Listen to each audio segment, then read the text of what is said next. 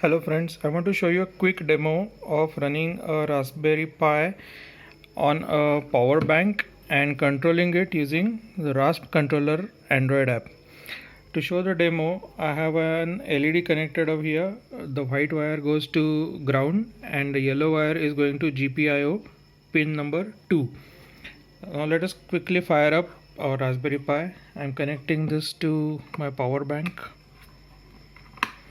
and here it comes. It's booting up. Meanwhile, as it is booting up, let me fire up the RaspController app, to which I have already configured the IP address of my Raspberry Pi, which is 43.129, and this Raspberry Pi is connected to the hotspot of this mobile phone. So this mobile phone and this Raspberry Pi is on the same network. Let me fire this up.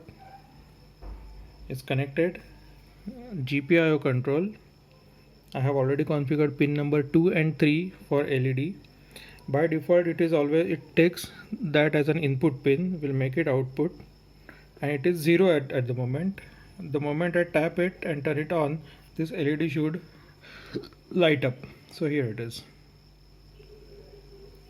Yay, it's that easy. Now tap it again and it's off. All this wirelessly. This is my mobile, there is my Raspberry Pi.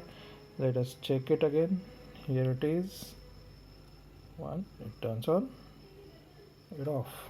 Now the next best thing is you have a lot more controls with this application. You can actually have shell SSH which connects to the Raspberry Pi using SSH. It will obviously connect here, and I can issue the commands such as, say, ls. It gives me the directory. Let's say pwd, and here it is. Yay! So that's how it is, and I can even